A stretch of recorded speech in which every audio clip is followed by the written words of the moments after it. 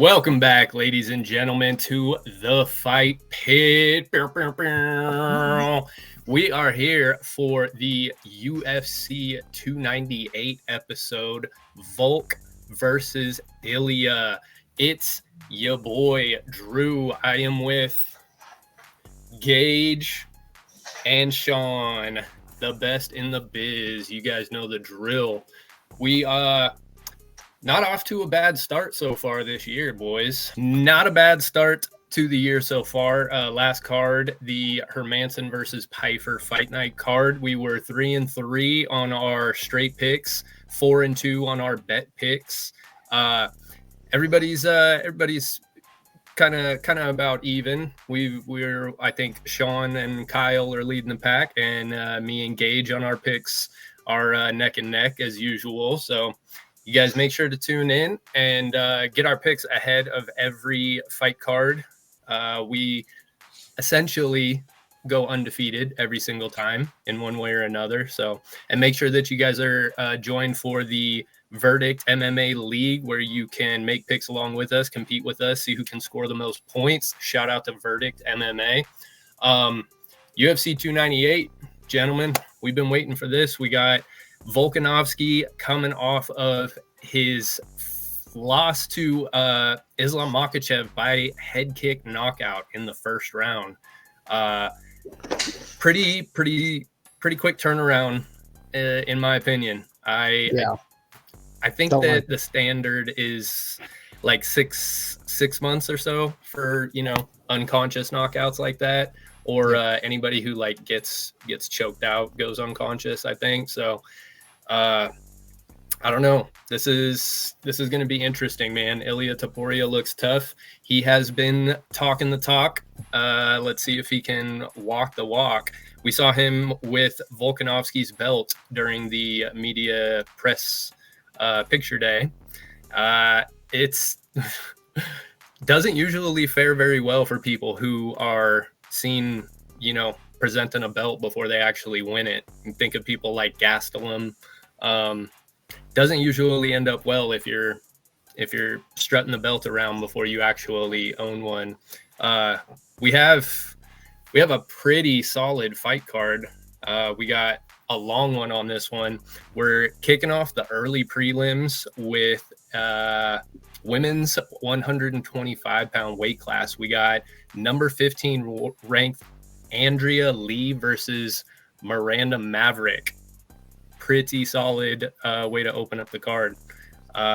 Gage, I want to hear what you have to say about Andrea KGB Lee versus Miranda Maverick. Well, going into this, I think I've seen more of Miranda and what she has to offer in the octagon. She's been very active, and her last loss was to Jasmine Jasuda Vicious, which again, who's fighting very well herself. So there's nothing really you can hang around. She lost by decision. And Miranda has been on a huge heater since she got into the UFC, winning 6 out of her 7 fights since she joined the UFC 4 years ago. And Andrea Lee, is physically the fighter you'd have your money on. She has 4-inch reach advantage and a 3-inch in height. And especially going against Miranda, though, Miranda likes to use her submissions, get you on the ground, and really lock up those joints. So being taller and having longer arms might be a detriment to her. So I would go Miranda Maverick's submission in round 2, keep it going, and probably I'll go with. Let's make it interesting. Let's go with a heel hook. Let's make it interesting. Oh, okay. I have, of course, gonna default to the rear naked choke. Probably the most common one, just because I'm with you. I don't see really too many people in the division that have what Miranda Maverick is bringing to the table right now. It's unique, Andrea Lee is a savvy veteran too, and exciting when it comes to the striking.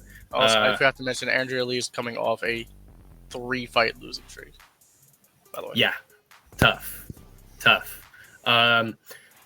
as far as odds go for the female fights too, 185, 155 could essentially be a pick'em in some instances.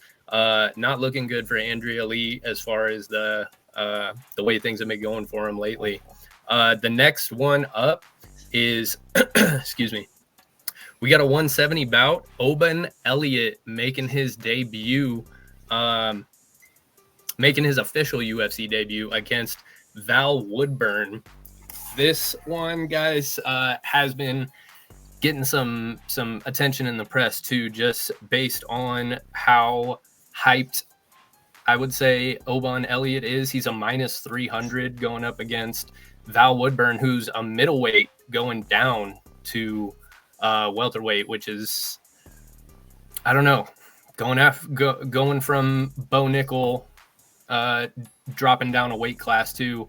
It's tough to call. You know, we haven't really seen too much of him in the UFC at all, and he's already switching up weight classes. And he's not very tall. He is a jacked dude. He is built like a brick shit house. But coming in at a plus 245, that says a lot about Oban Elliott, the Welsh gangster. Oban Elliott is 9-2 to Val Woodburn's 7-1. So neither guy really, you know, carrying too many losses into this fight. We got Oban Elliott with 2 KO wins, 3 submission wins, 4 decision wins. Val Woodburn's 7 wins come by 5 KOs and 2 decisions. Interestingly enough, Oban Elliott is 5'11", and Val Woodburn is 5'8", which is crazy that Val Woodburn was fighting at middleweight before this at 5'8". That's just speaks to how fucking built this dude is. Oban Elliott is on a 5-fight win streak, and Val Woodburn was undefeated aside from the Bo Nickel fight. So, you know, on paper, it's a lot closer than the odds are making it seem. This is going to be a tough fight for Elliott. Val Woodburn is very explosive. It'll be interesting to see how he handles the weight cut. Seeing him be able to make the weight easily and not look like he's on death's door will say a lot. I think that'll give him a very good chance. The only fight that we've seen Oban Elliott in the UFC so far was on the Dana White Contender Series, and that arguably could have been a decision loss for him too. It would have been very easy for anybody on the judges panel to see it as 2 rounds for his opponent, but he got hurt early. He got in trouble early. He came back. He pulled out the decision. He got the contract. I'm to be safe to you know, stay on the side of caution. I'm gonna say Oban Elliott by decision, but like I said, depending on the Val Woodburn weigh-in, depending on how he's looking going into this fight, we could see Elliott in trouble early too. Official pick is going to be Elliott by decision, but look out for Val Woodburn if he's coming into this fight uncompromised. It's going to be an interesting one. And staying in the 170-pound division, up next we have Josh Quinlan versus Danny Barlow. Non-ranked fighters, but still looking to be an exciting back-to-back 170 fights to open up the early prelims. Sean, let me know about Josh Quinlan and Danny Barlow, please.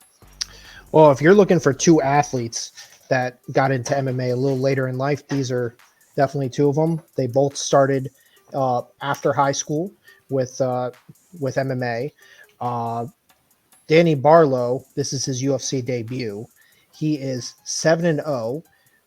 He has 6 of them as finishes, and 5 as finishes, all in the first round.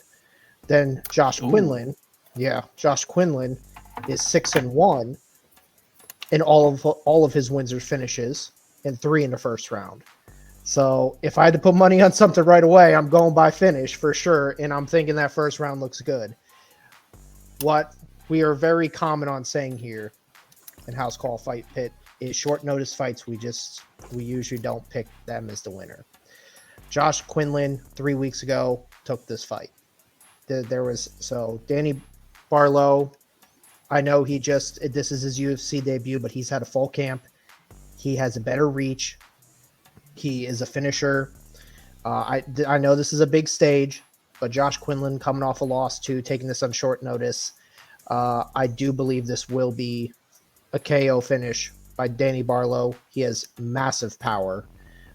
In his two finishes, his two decisions, I do believe, were his two first fights of his MMA career. So since then, he has gotten straight up finishes since then. So I'm going to go with Danny Barlow, first round KO. I like that. Under 1.5 for sure. Just my gut instinct.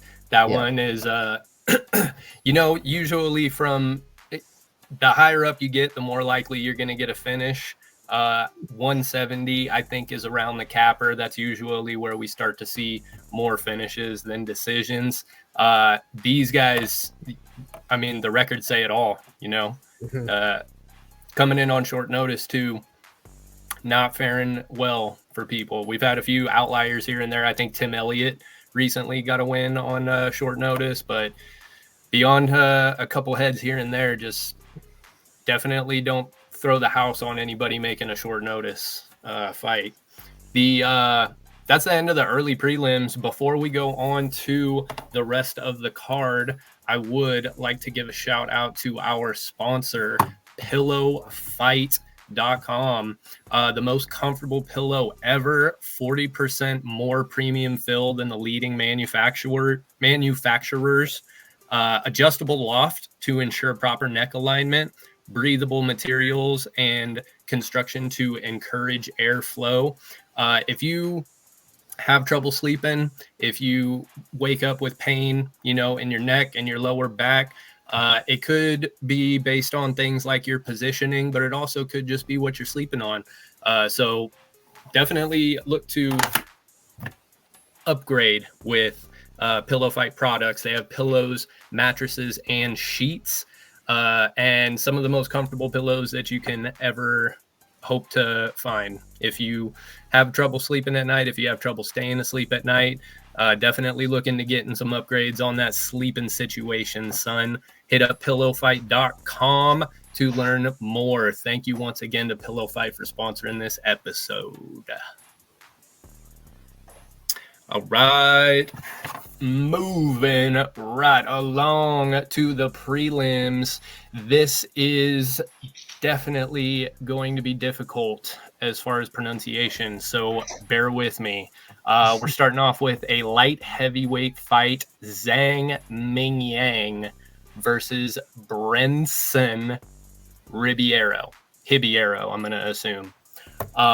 Gage, He's Brazilian. Good luck.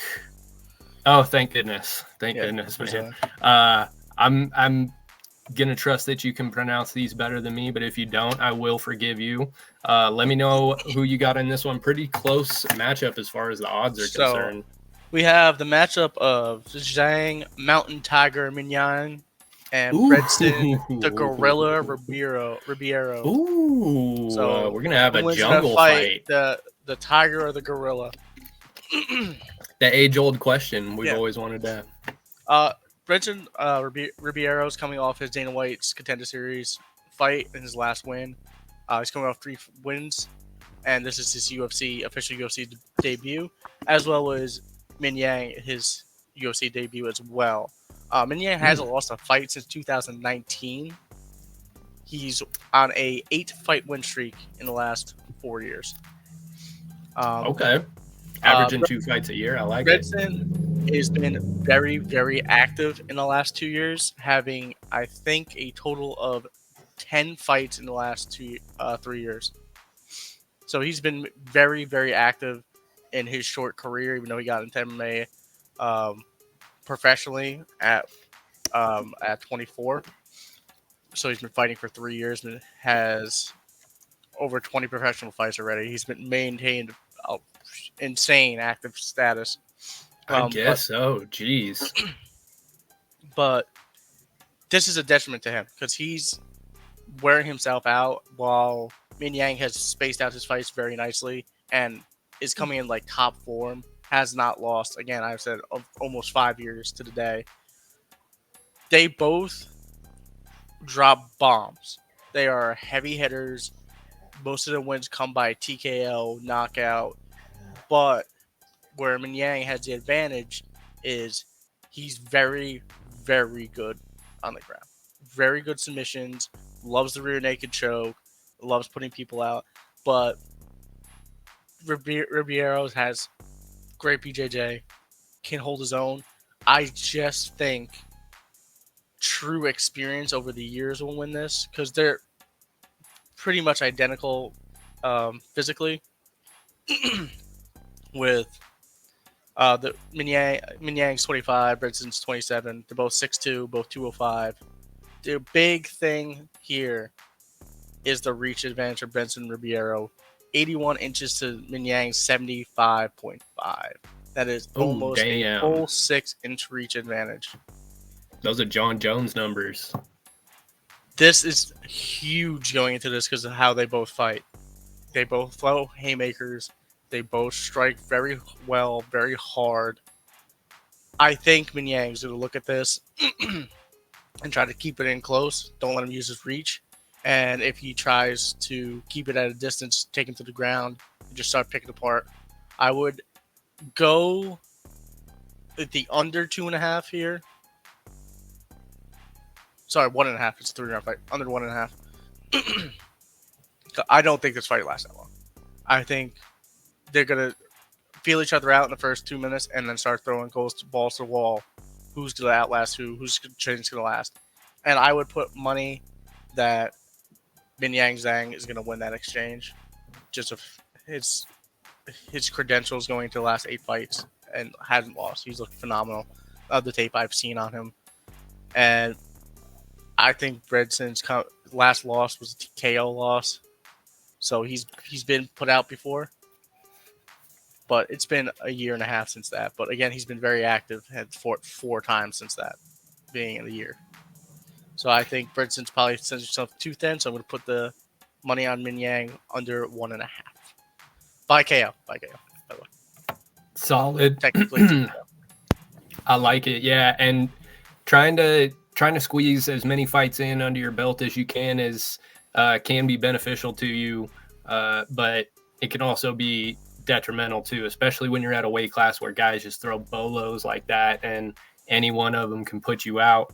That's opening up the prelims with a possible first round KO. I like the sound of that. We got a 135-pound fight coming up next, and insane odds on this one. To say, the last 12 of Min Yang's fights haven't gone past the first round. 12 in a row in the first round. Sounds like Sergey Pavlovich. Jesus. Could we maybe see a first minute finish on this one? The odds on those are usually pretty good. He's not. There's only a couple first minute here he has, but his last 12 fights, including his last loss in 2019, was also in the first round. That's exactly Sergey. That's exactly like Sergey Pavlovich. That's insane. Great call. Yeah. Great call. That's a light heavyweight Sergey Pavlovich. I would not be upset with one of those at all. 135, we have Rinya Nakamura, who is a minus 1,300 favorite against Carlos Vera at plus 750. Carlos Vera he's making his UFC debut, but I can't quite put my finger on it, but I know him from somewhere. I can't figure out where. I don't know if I saw him fight prior to this too, but I was surprised that he was making his UFC debut for this one because very recognizable face. If you guys ever get a look at him and you figure out where I know him from, definitely let me know. Rinya Nakamura, though, is this big a favorite for a reason. He is very highly projected as far as 135 prospects. He's 8-0, and he's a southpaw, has 5 KOs, 1 submission, and 2 decisions. Going up against Carlos Vera, who's 11-3, 1 KO, 5 submissions, and 5 decisions. Making his UFC debut, he does have 4 finishes of his 1, 6, 11 wins. 4 of his finishes were in the second half of the fight. So 5 of his wins, of course, being subs. So keep that in mind. The favorite in this one, Rinya Nakamura, 5 first-round finishes, 4 first-minute finishes. So this dude he's trying to make it a quick night every single time out. The surprising part on these two, then, as far as the numbers go, Nakamura has an 85.71% takedown accuracy. So even though Carlos Vera's most of his wins have come by submission, it is possible that Nakamura will be the first one to try to take this to the mats.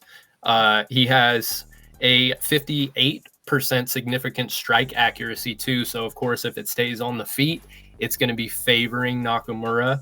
I don't see this one staying under 1.5, most likely, but something tells me that if it gets past 1.5, the odds swing to Vera's favor a lot more than you would expect. He's a late finisher. He's a tough, durable dude. He actually has a 1-inch reach advantage on him too, on Nakamura, which is hopefully going to help him as far as the stand-up goes, because the stand-up numbers do not favor Vera in any way, shape, or form. My official pick for this one, I'm going to go with Nakamura via TKO, and I'm going to have it under 1.5, but I might have to eat that if it does turn out that Vera is able to outlast the first 1.5 rounds and take it into the deeper stages. I think it favors him a lot more in the later second and third round. If you're looking for an underdog to pick on this one too, plus 750 is about as good as it's going to get. So What the fuck? yeah, I haven't looked at the odds as far as the method of victories, but Carlos Vera by submission a little is 5 won't hurt. Yeah. not gonna hurt at all. $5 cash out or 40. What the fuck? Why not?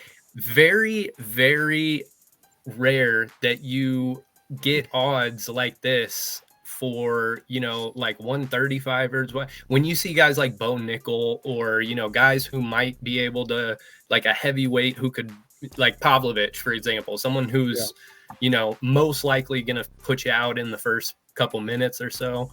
But 1,300 at 135, that's surprising. That's surprising. But if we... Oh, you go. No, yeah. If we got 1,300 on a 135 fight, I feel like, it's... If it goes to the judges' scorecards, there's no telling.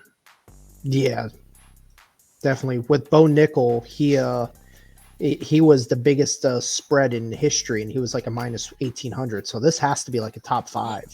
This has to be like top 5 biggest difference. That's a good point. Yeah, too. I remember. I think it was either Holly Holm or TJ Dillashaw. I think was like they were plus 900 or so, and they Holly was up there.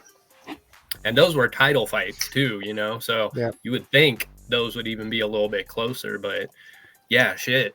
Coming in at a minus 1,300, man. Yep. Not a bad idea just to sprinkle a little bit on Vera over there. And he's only got 3 losses, so it's not like he's he's not unfamiliar with he's not unfamiliar with pulling out the win. Yeah. Speaking of heavyweight knockouts, the next fight on the docket, we got number 15 Marcos Rogerio de Lima versus Justin Tafa. Holy shit. There is there's some violence about to happen in this fight, gentlemen. Yep. Sean, you got this one. We got number 15 De Lima versus one of my favorite heavyweights to watch, Justin Tafa. Yep. So with this fight, I'll give you 21-10, 1 for Marcos Rodrigo de Lima, and then 7-3 for Justin Tafa.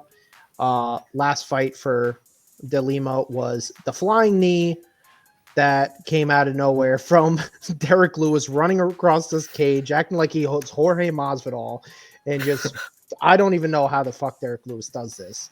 And I remember I got that fight, to pick that fight last time, and I said De Lima, and it was going to be Derek Lewis's retirement fight because he was on a 4-fight or 5-fight losing stretch at that point. Shit. And then the flying knee, and I was like, well, there we go. That's a parlay buster. Hey, and then we're not unhappy to see Derek Lewis do well, but yeah, nobody saw that. Nobody, I don't care who you are, nobody saw that coming. And Tafa is another big ass athletic heavyweight that is surprising too. Like, you look at Derek Lewis, you're like, this guy ain't athletic. You look at Tafa, same thing. They're actually quite quick for heavyweights. They move around great, but Tafa is not good on the ground. He's been on the ground once in the UFC, and it did not end out well. De Lima is phenomenal on the ground.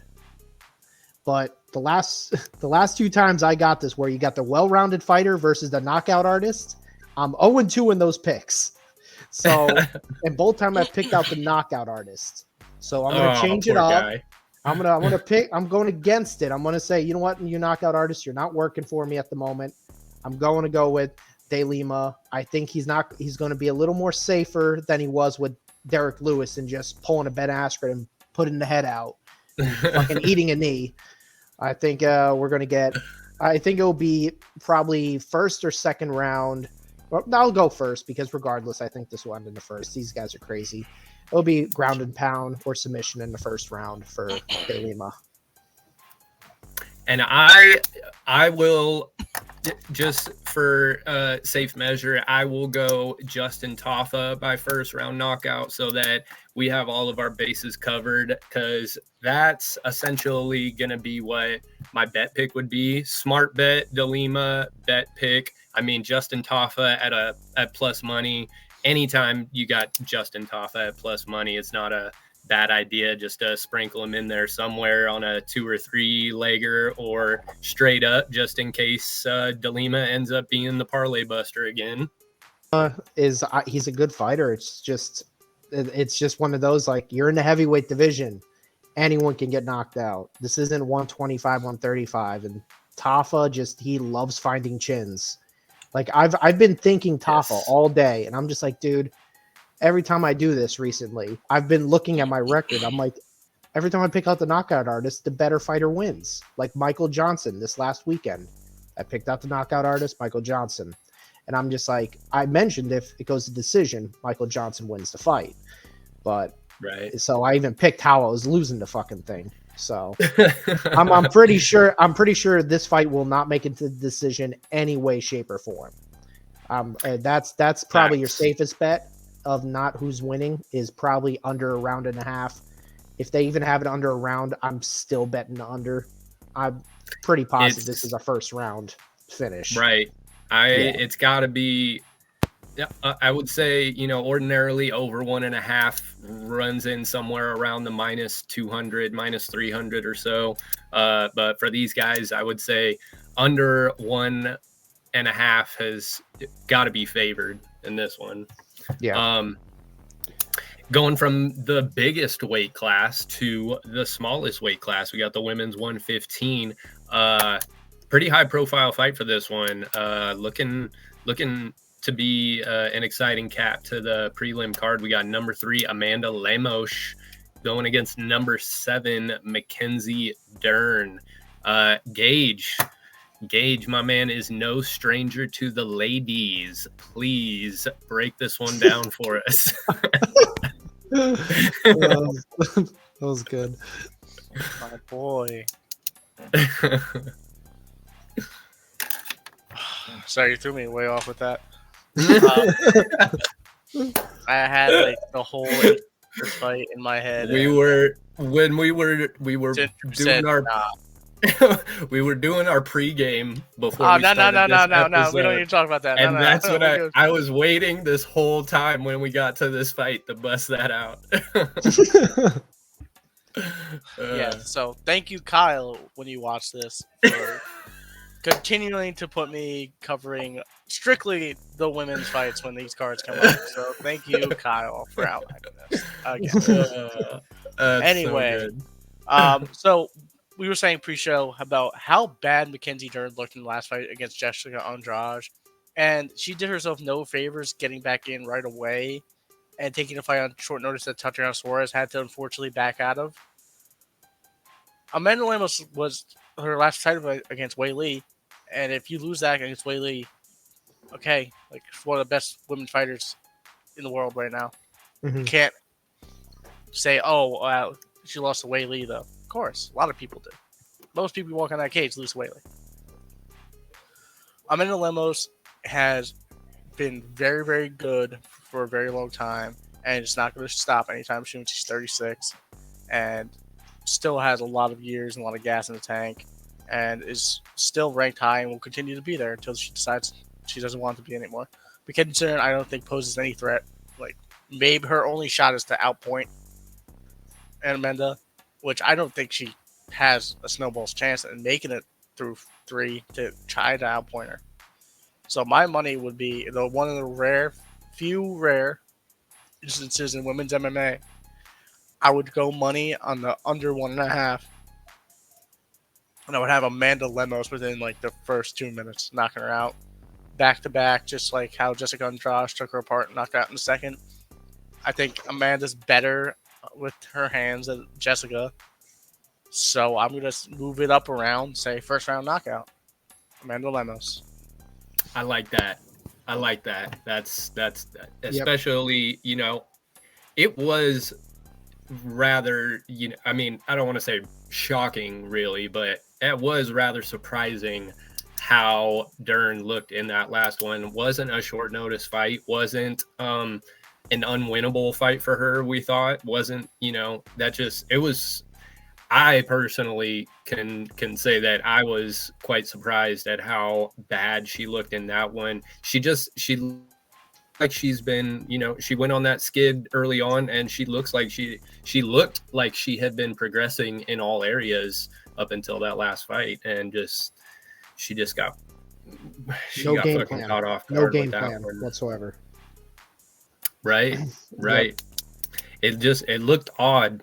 It looked odd. It looked, it reminded me of one of those fights that you see whenever a fighter, changes up their entire camp and moves to a new gym and, changes up their entire strategy and their game plan from what's been working for him.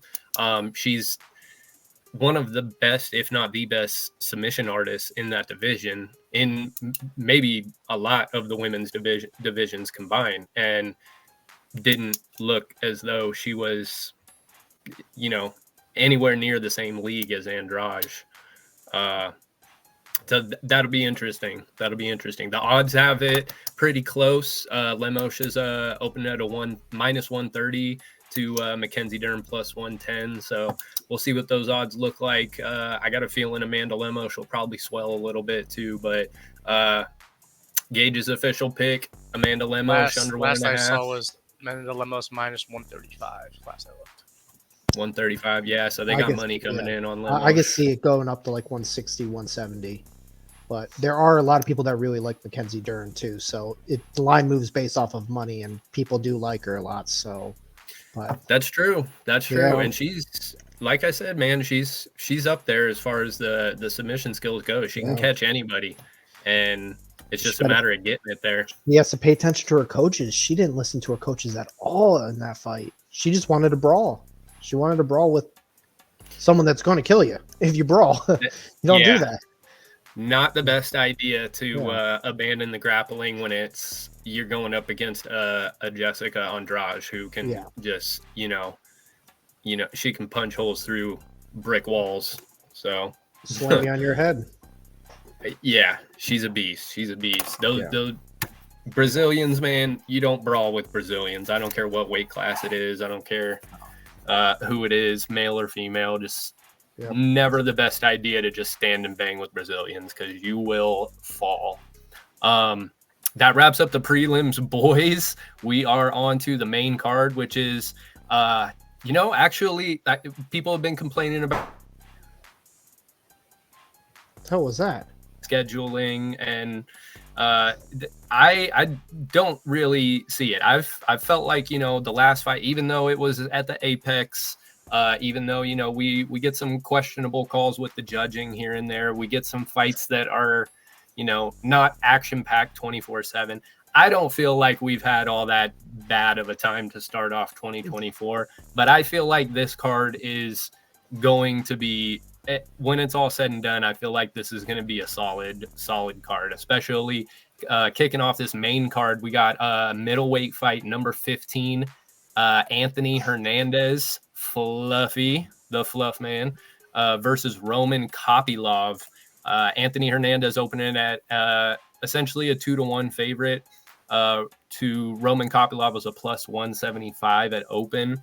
My man, Anthony Hernandez, dude, how much has he fucking just changed the narrative from what you thought when he first got in? He's only 11-2. Doesn't feel like he's been going that long, but he's been in the UFC most of his pro career. And guys who come up in that system, you see guys who come through the Contender Series, guys who have come through the Ultimate Fighter, they stick around a while. And, there's no better place to gain experience than in the UFC. That's the top of the top. So Roman Kopylov, though, also only 2 losses, has 12 wins. He has 11 KOs and 1 decision in his wins. So this probably is going to remain on the feet unless Fluffy decides otherwise. He has the submission game to handle, the best submission artists, let alone some of the best strikers. Fluffy has 2 KOs, 7 submission wins, and 2 decisions. As far as the stats for Fluffy, he has 6. He has a takedown average of 6.79 per fight, which, he's submitted Rodolfo Vieira. He has essentially just, he will bang with dudes until he starts to wear on them. Kind of like the old, Nick Diaz style, where it's just like, he's not really trying to rock you with every punch. He's not putting, he's not trying to put the stamp on you with every single punch. He's just wearing you out, that constant pressure, keeping hands in your face, making you miss, making you pay. And then once you start to wear, that's when he starts to swarm and he starts to, moving for a takedown, clinch up against the cage, constantly landing shots, constantly just putting work on you and not giving you a chance to breathe. Roman Kopylov, 11 KOs. He's on a 4-fight win streak. He's a southpaw going up against Hernandez orthodox, and those are always fun matchups to watch because it's a real chess game, especially when you have the opposite stances going against each other. It changes everything as far as the dynamics, lines people up for shit that they're not normally lined up for, and at any moment somebody gets that outside step and it's lights out. We saw with Sean O'Malley and Aljamain Sterling. It's a difficult matchup when it comes to the feet. I think this fight may be one of no more than 5 fights that will go past 1.5 rounds on this card. I don't think there's going to be a lot of decisions in this card. I don't think this is going to be a decision either. I am going to take Anthony Hernandez by submission, but I'm going by late submission. I'm going over 1.5 in this one. I think he puts the work on Roman Kopylov early on. I think he keeps the pressure constant. He's, I see him, we don't live too far from each other. I see him always working. He's fired up. He's dialed in. He's determined. And, I'll bet on that guy against a tornado if I have to. Roman Kopylov, though, If there's Scary. anybody you need to Scary. watch if there's Scary. anyone you need to mind your P's and Q's with, though, it's fucking Roman Kopylov. Sean, if I have to put money down on a method of victory by either of these gentlemen, which one am I taking? I would say submission by Hernandez, and I would definitely. And the thing is, like you said, he has that constant pressure that can also get you hit quite often, and that's where True. Roman Kopylov in the UFC, I think it was 291 with Gagey for the BMF belt. Mm-hmm. He was the knockout of the night until Gagey did the same exact thing and got the head kick also, and then he also got a finish of the night. A performance bonus of the night when he got a left hook to the body and not finished him by a left hook to the body. Like, he can finish you anywhere. So it's like, you got to be, like you said, on your P's and Q's. You got to be sharp. So I say finish either way. This is one of those that you can sprinkle on an underdog because it is a pretty decent underdog.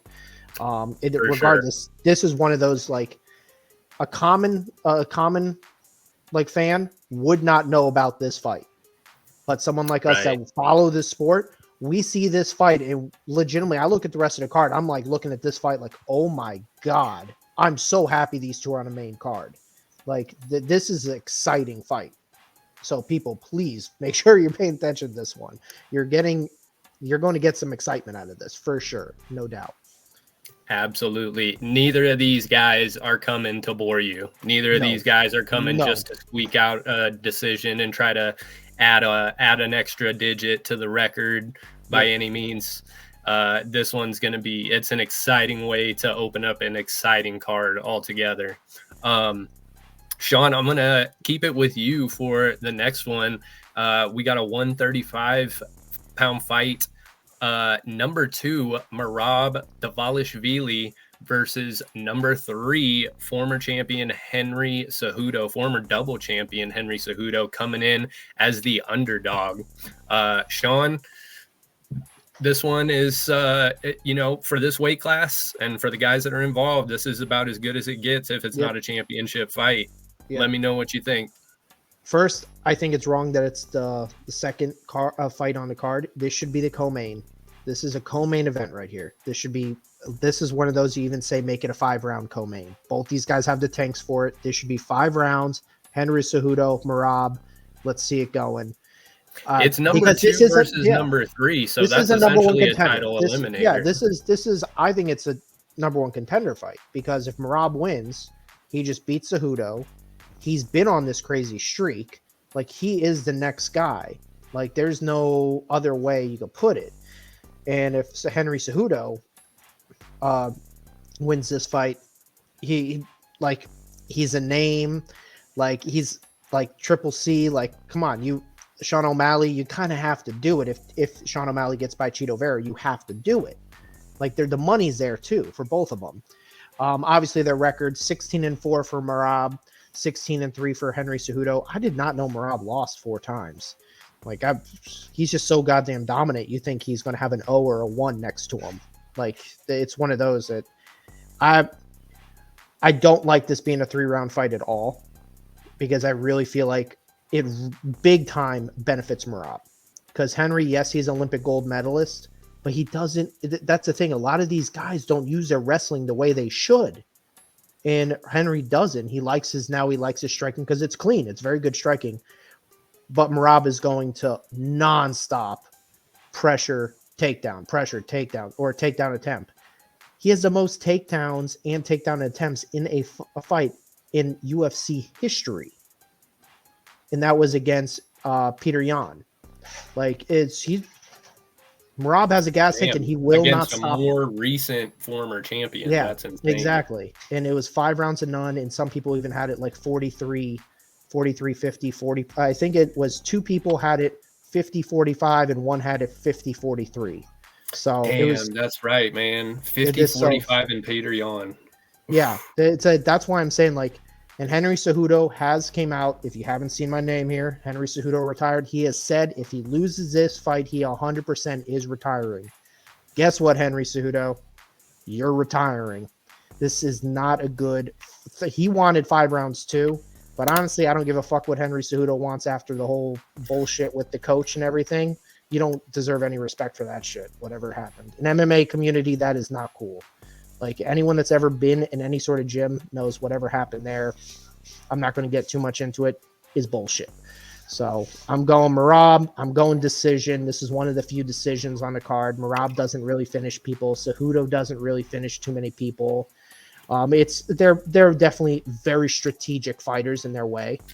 So I'm going to say Merab is going to win 30-27 unanimous decision, and Henry Cejudo is officially going to lay down the gloves and retire. Again, I think a lot of people would be looking forward to that too. No, I do think so. Yeah. Gage, what's the official pick from you on Merab versus Henry? Is Henry retiring, or I think he's retiring a second time. Rob's just at such a high level for like so long now, and like the dude's could go forever, like forever. Like Sean mentioned it, I have never seen Rob in an octagon get tired. Like not even like close. Even when he got against Marias, he got rocked multiple times and still was the aggressor, still landing ground and pound throughout the whole fight up to the finish. He lives up to his nickname. He is the machine, dude. Just does not stop. And he's only 33. Like, I don't see it going downhill. He's got the reach on Henry. He's got a little bit of the height. He's got the age. Like, yes, Henry Cejudo has had a great career, but like, this is not a good matchup for him. It's a guy, the same style, just does it better. I like it better at a 5 round, not 3 rounds. 5 rounds, I could give Henry. Go there again, but yes, I agree 100% with Sean. This should be a 5 round. I like the Whitaker Costa fight, but I would swap these two in an instant, in a heartbeat, and put this at the co and have Costa and Whitaker be the third fight. But 5-round co-main event, Merab and Henry. If it were a 5-round co-main event, does anything change? By decision, by the way. Merab by decision, by the way. I think Merab still wins, but it gives Henry more of a chance that he can weather some of the early storm of it and maybe start using some Henry also starts so slow. Yeah. If you look at the fight against Aljo, like rounds 4 and 5, I believe Henry won those rounds. Yeah, I had Henry rounds 1, 2, and 3 was Backpack City. So, right. So that's basically what would probably happen here. I think he could win rounds 4 and 5, but at the same time, I think Merab's better than Aljo. I think Merab. I think Merab would have beat Aljo if they weren't like teammates and friends. Oh yeah. That fight would have already happened, and I think Merab would already be champion. Aljo's fucking huge though now, dude. He's a big dude. He's like deceptively big. I mean, we got Aljo's fight coming up, and he's at 145. Yeah, he's that's at 145 now. We'll see. I'm excited for that too. That's gonna be a good fight. That's gonna be a good fight too. Well, Gage, keeping it with you, we have another controversial figure going off in these fights. We have number 8 Jeff Neal versus number 10 Ian Gary. Ian Gary opened at minus 225, coming in off of his lost in the weeds fight with Vincenzo Luque that never happened. Gage, what's going to happen in this Ian Gary return? I mean, this is also a return for Jeff Neal, who has all his fights canceled since he fought Shavkat in early 2023, and he was choked out by Shavkat in round 3. After Shavkat, that was like Shavkat's like super like I'm him fight too. His coming out party, yeah. Because Jeff Neal is one of the best boxers in the UFC. Very, very clean striking, always has, and Shavkat just pieced him up. Like he was nothing. God. And everyone going that was like, oh, he's a grappler. He's just one of these combat sambo guys, and he's not. And now we know who that guy is too. So Jeff Neal is not a slouch, right, by any means. And yes, he's shorter than Ian Gary. He's older than Ian Gary, but has the reach advantage and has been doing this a very long time and has a lot of power in his hands and it's very clean boxing. With Ian, the Cup Gary, he proved something in the old Magny fight that he can handle ground game, and Jeff Neal he doesn't go to the ground. He'll do everything in his power to stay up. Yes, he's got good takedown defense. Will it be good enough? I don't think so. I think Ian Gary, if he wants to, will take him to the ground if he's in trouble. But I think Ian Gary's gonna try to prove something and stand and bang with Jeff Neal, and I don't think it's gonna go his way. I think he's gonna find out real quick why people don't just box with Jeff Neal, and he's gonna have to change his game plan and get him to the ground. So I'm gonna go Ian Gary losing the first round, realizing he can't stand and bang with Jeff Neal, and then taking him to the ground for rounds 2 and 3, winning by decision 30-28. Oh, sorry, 29-28. 29-28. Ooh, okay. I probably see it. I like probably see it by a split too. I can see it splitting. Split, yeah. I was gonna say, man, if Jeff Neal ends up taking a round, if he can manage to steal a round, maybe early in the first, if he can catch Ian Gary off guard with the striking, if Ian Gary comes in a little overconfident and gets dropped in the first round or so, I could for sure see Jeff Neal getting a split on this one too. Yeah, that's exactly how with the judges. That's exactly how I see the first round coming. First, Ian Gary will be way overconfident coming back. He's still very young and got all this hype around him too. And that's he's got a great that whole point, thing dude. with Jeff Neal too that they had right. going. I was gonna say too, the t-shirt has to factor in somewhere. So I think he's gonna come out looking to like make a statement against Jeff, and Jeff's gonna do what he does, box his face off, and then Ian's gonna be like, okay, I gotta do something different. And Jeff Neal did also he knocked out Vincenzo Luque in the third round of their fight. Yeah. And we didn't get to see how Ian Gary would fare against Luque. So this thinking Ian Gary might be biting off a little more than he can chew, huh? In that first round, I 100% think so. 100%, at least the first round. Sean, if you got Jeff Neal's ranked number 8 for a reason. Like, he's not a bum, and he's not that old. Right. Sean, if you gotta go under or over on the rounds on Jeff Neal and Ian Gary, where are you going with it? This is going to decision, in my opinion. This is an over. Yeah. Right. Yeah. The I lost track of how many it was, but I think that's only the second or third fight that we got going over or going the distance for this card. So, oh man, I can't wait. Two of them being on the main card too. With of course, that's always how it goes too. Like, we'll get finishes all night long, and then the whole main card is decisions. I can't stand that shit. It's so difficult to bet when that shit happens too, because there's every now and then they'll like more technical. The higher up you get, the more technical you get. That's true. Yeah, the game of chess. Having to be more cautious against more dangerous opponents factors in for sure too, and it's always the ones with the most finishes that end up going to a decision. Like, you always get like Derek Lewis and Francis Ngannou going to a decision. But as far as the rest of the fights, you'd be hard pressed to say that that we can nail down exactly what's going to happen in these, because these ones I think we are going to be a little bit divided on. The co-main event, 185, we got number 3 Robert Whittaker coming back against number 6 Paulo Costa. Robert Whittaker coming in off of his loss to the now champion Dricus Duplessis. Somebody coached me on how to say his name properly. Dricus. Yeah. Someone from overseas too was like, because in my videos that I was doing about him, I guess I kept saying it sounded like Dracus, like Drake, and he's like, no, it's Dricus Duplessis. Paulo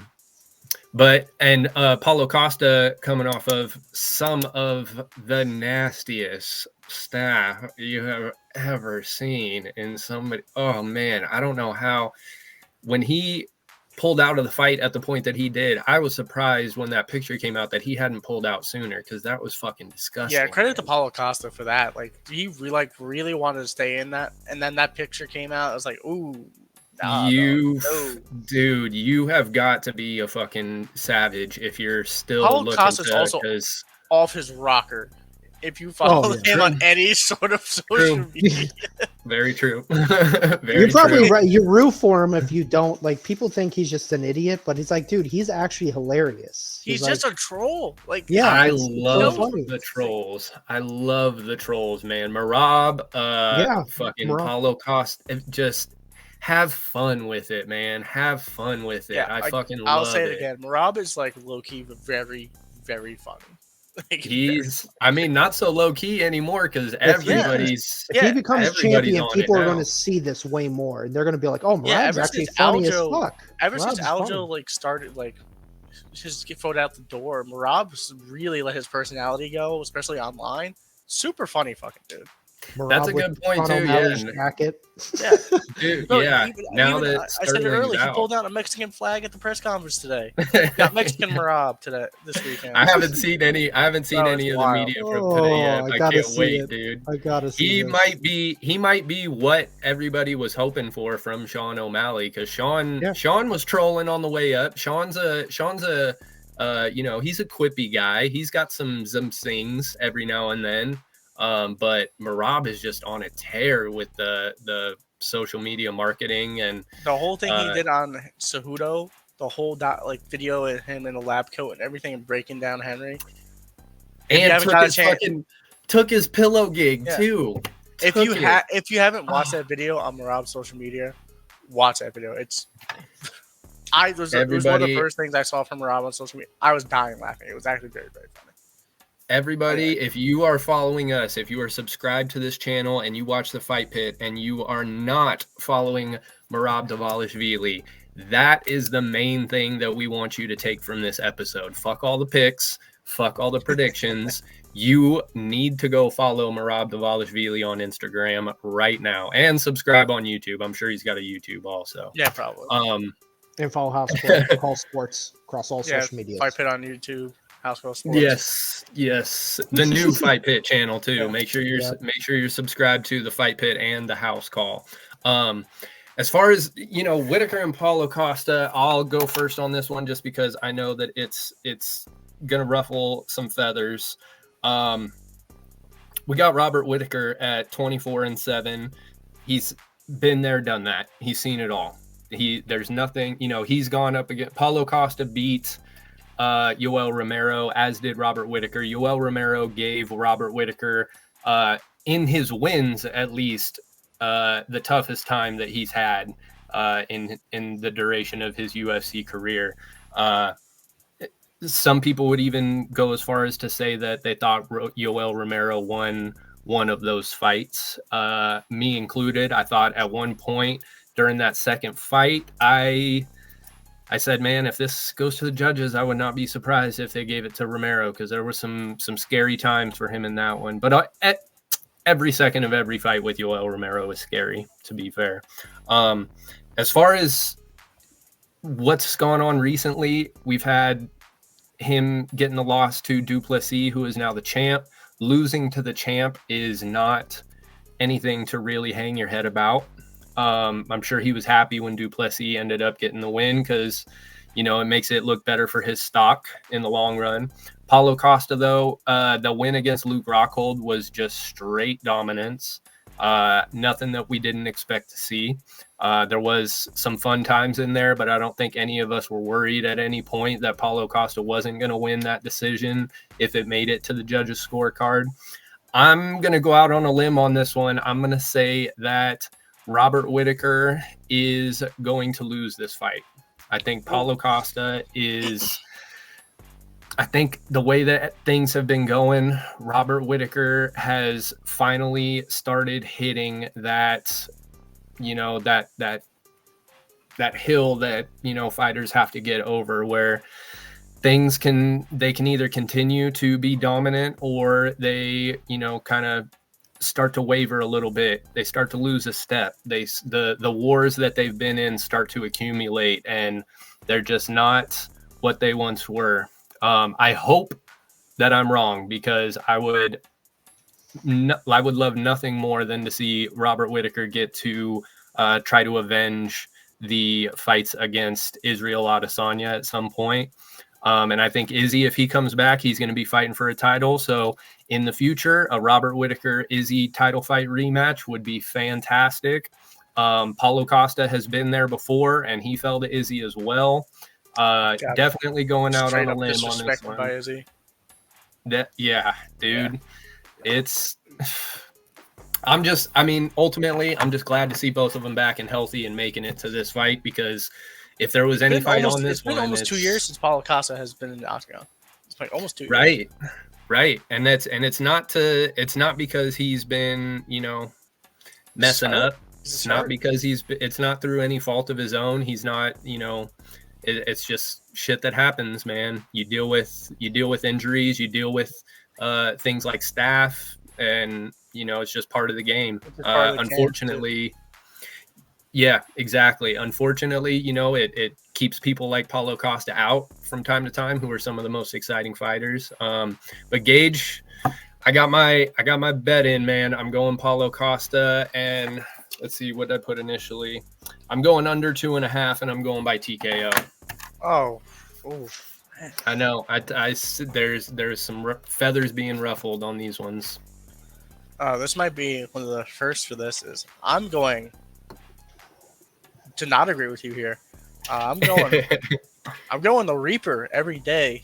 Paulo Costa hasn't been in there in a while. Not holding, as we said, not holding against him. He can't. Nothing he could control about that.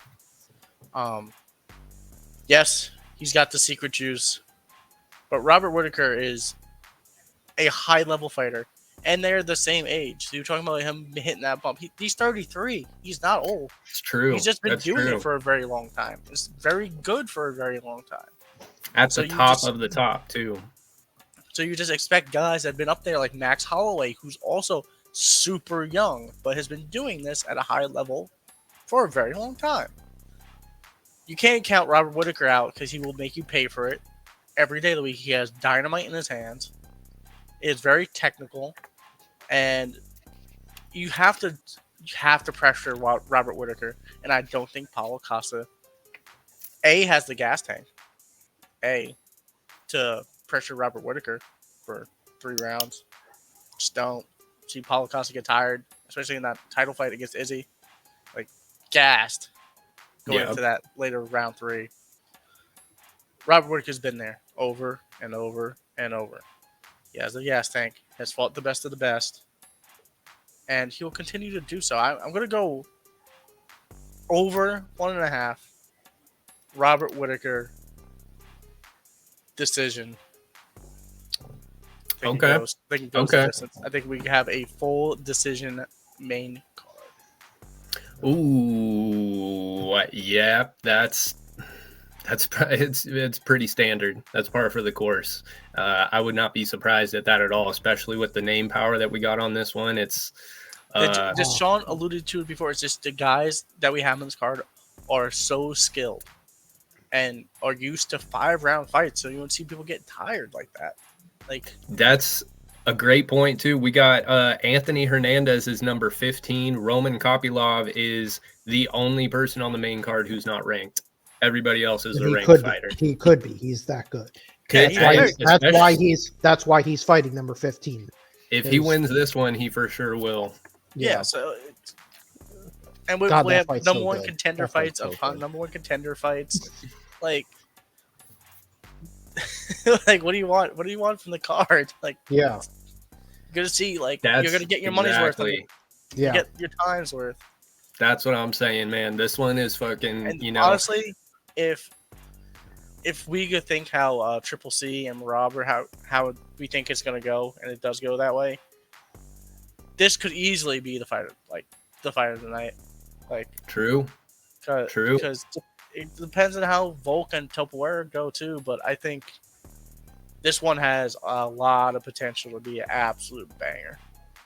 I want to say Paulo Costa versus Yoel Romero was the fight of the night on the first BMF card, the Masvidal Nate Diaz card.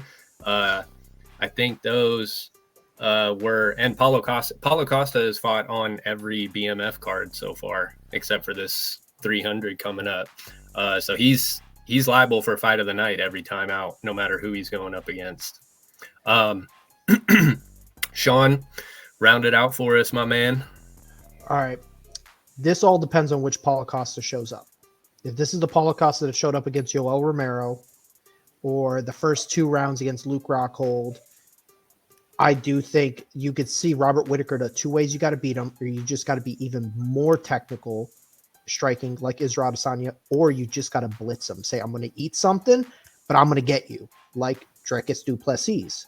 He basically said, I'm getting in your damn face. I'll eat a couple, but I'm going to put you down.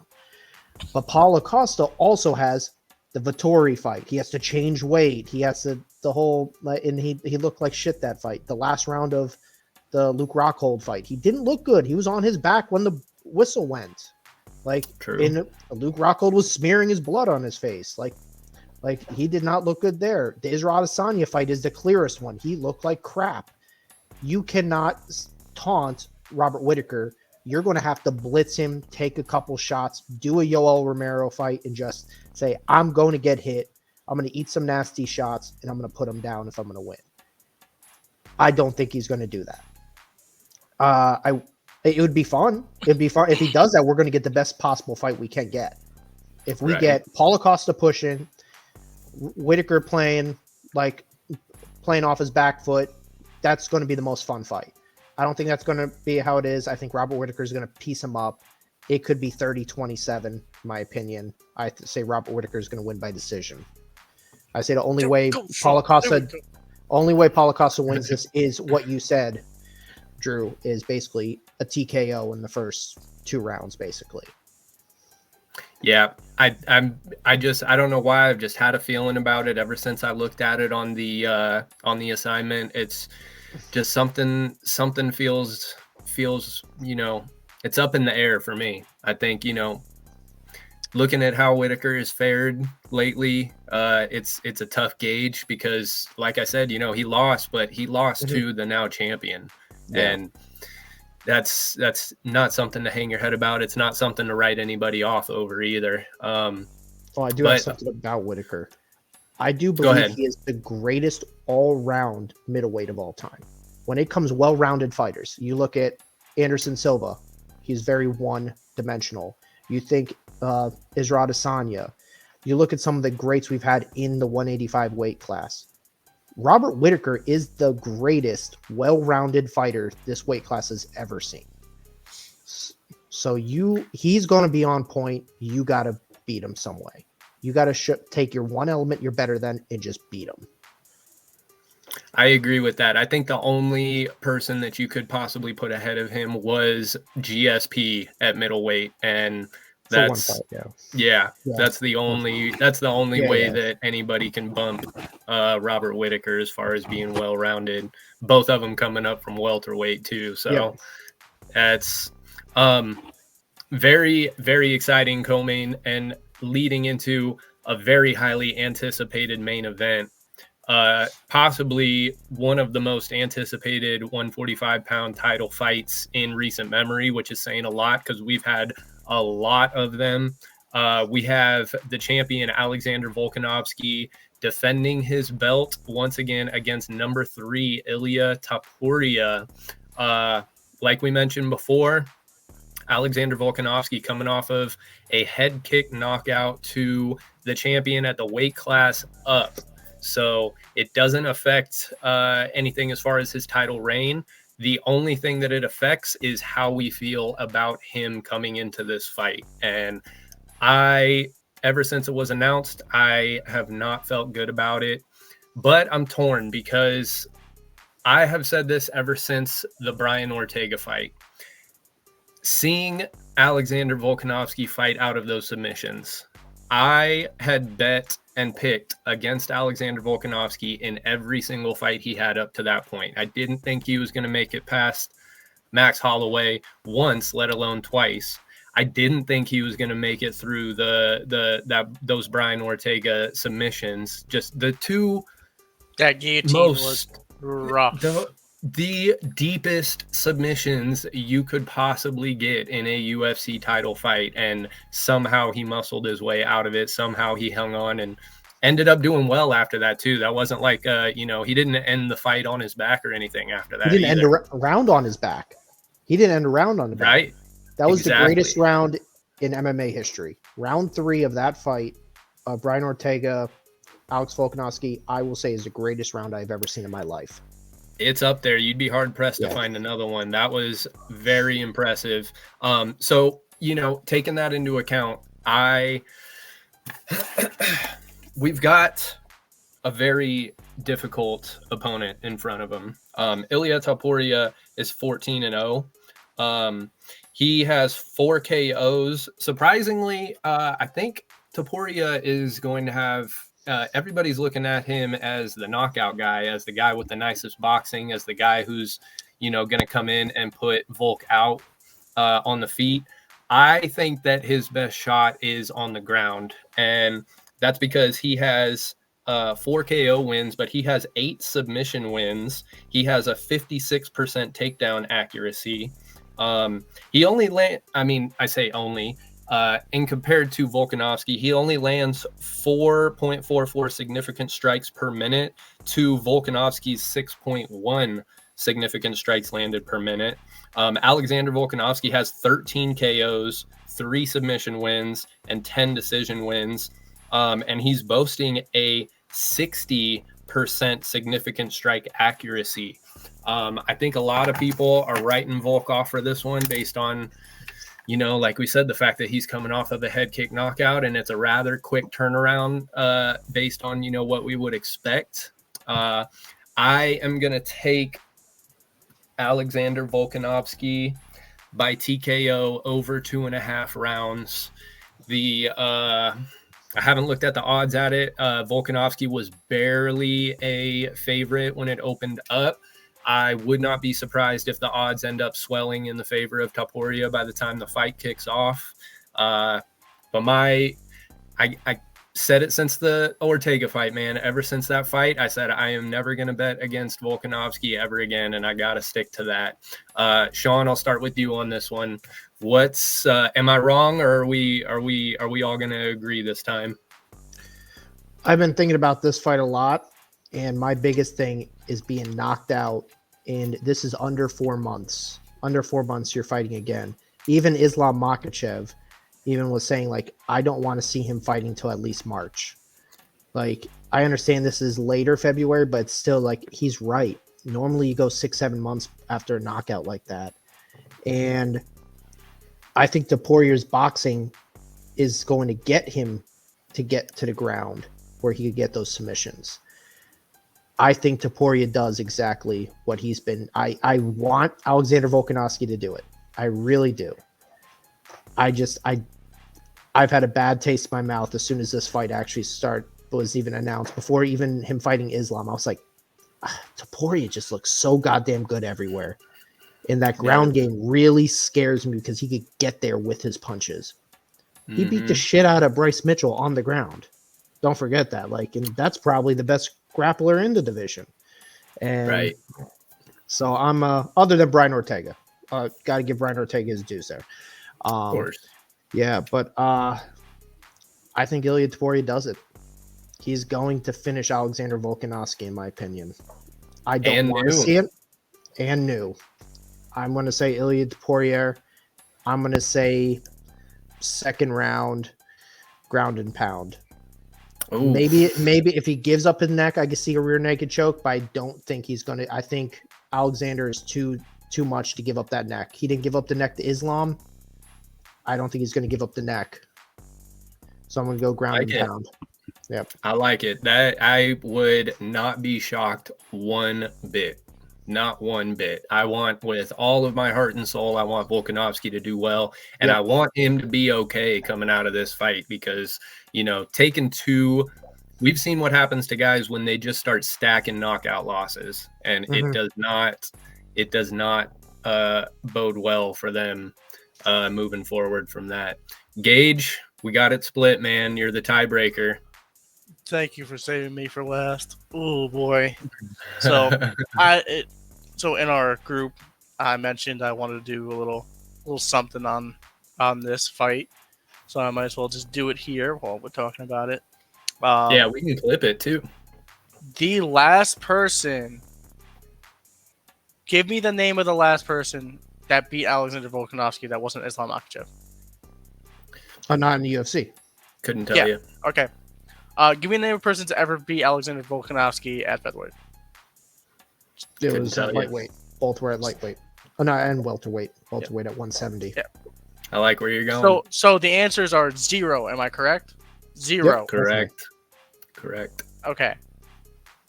People are forgetting that this man has beaten everyone that division, a very stacked division, has had to offer sure-handedly every single time.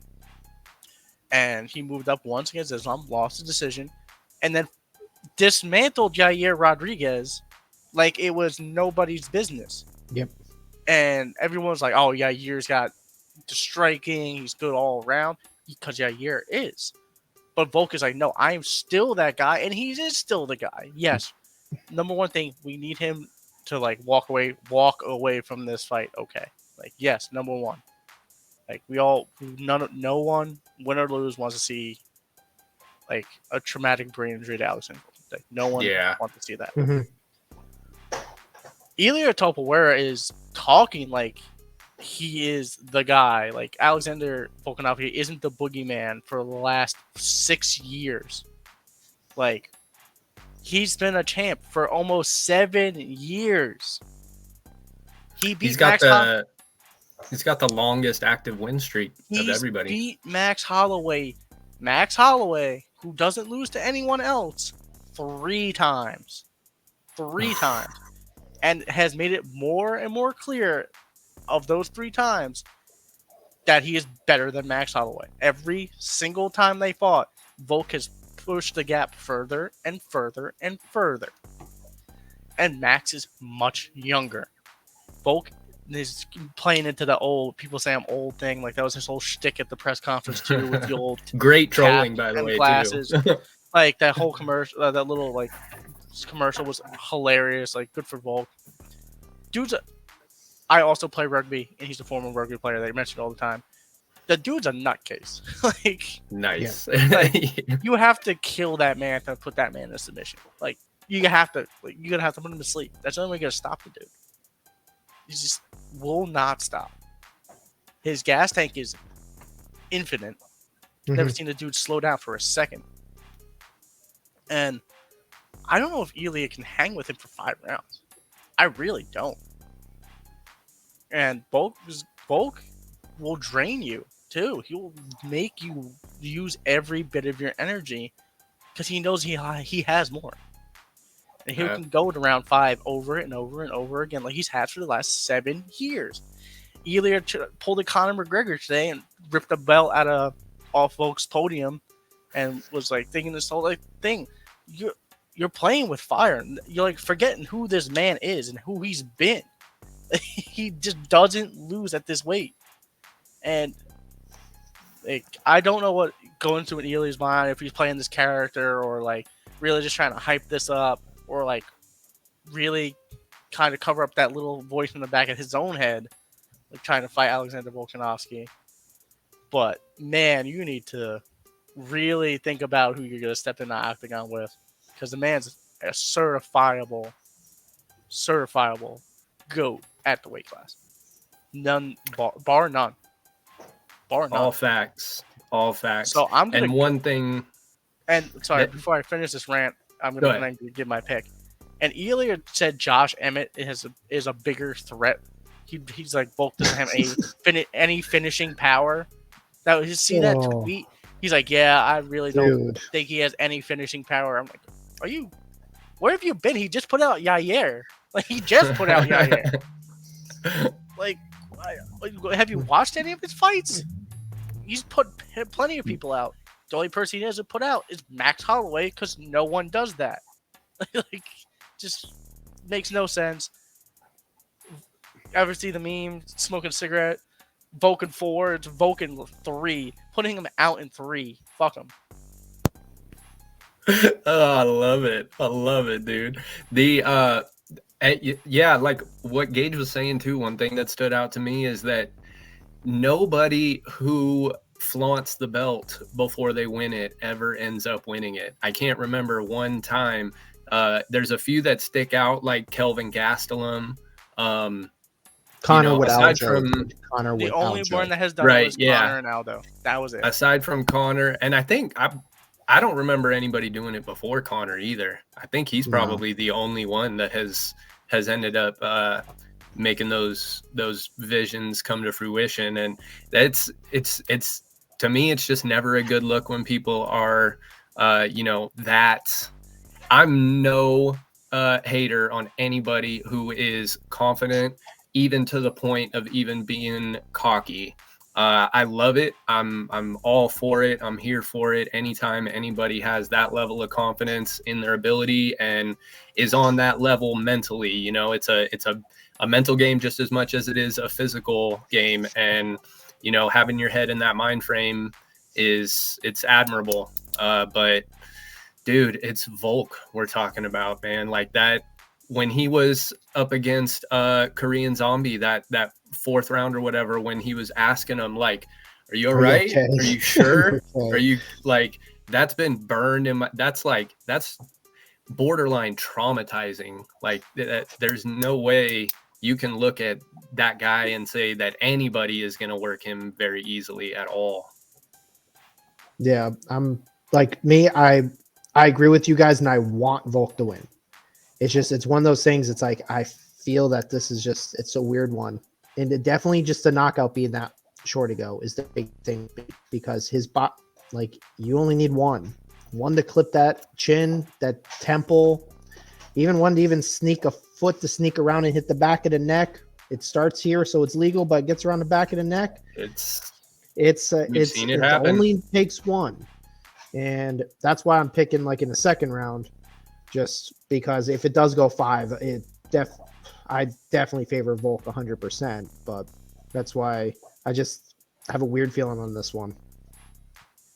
I understand fully. We got some very interesting matchups on this one, man, and it's tough to call. These the whole landscape of the sport could look different come Monday. We could have 2 very unlikely number 1 contenders at 135 and 185, and we could have a new champion at 145. It's gonna be exciting. It's gonna be interesting. That about wraps up the picks. Do we have any last words, gentlemen? Is there anything else we want to throw in there for the record? You got some underdogs you could pick on this. There are some underdogs in here, so don't be afraid. Like you go with us. So we picked a lot of favorites, but there are some sneaky underdogs. Like Kopolov, as much it could win that fight. You have Topuria that could win that. And just for shits and giggles, you have like top 5 biggest spread ever. Put $5 on the guy that's plus 750. Like, come on, why not? For $5, you got $5. Come on. Carlos Vera, $5, it won't hurt you at all, and you'll be happy you did. If there's, I always say when it comes to these big, underdogs, these big mismatches, even with title fights, guys that have been winning nonstop for years and years, I always say everybody loses eventually, and if today's going to be the day that they lose, I'm not going to miss out on winning that bet. So. We got Carlos Vera +7. We got Justin Taffa at +120. Mackenzie Dern even at +110. That's very very tough to go with. But I kind of agree with Gage on that one. Maybe we'll cut that one. Well, that one's the closest. That's the closest underdog odds, not the most likely, but it's the closest. And then Jeff Neal too. I like Jeff Neal at +185. He could get the knockout too. Yeah, and then Topuria opened up at +105. I don't know what he's at right now. I wouldn't be surprised if he's at minus money already. A lot of people seem to think that, a lot of people seem to think that he's going to be the one to do it. So, That wraps up UFC 298, gentlemen. This has been the Fight Pit. It's Shaboy Drew. We got the main man Gage. We got the other main man Sean, Mr. Bad Beats. Thank you everybody for tuning in. Make sure you subscribe. Make sure you hit the bell to get notified every time we drop an episode. Follow us on social media, The House Call Sports. You know where to find us. It's been real, gentlemen. I'm going to enjoy these fights. I hope you will do the same, and I will meet you back here next week. Ladies and gentlemen, peace. Where were you when Rashad landed the shot heard around the world?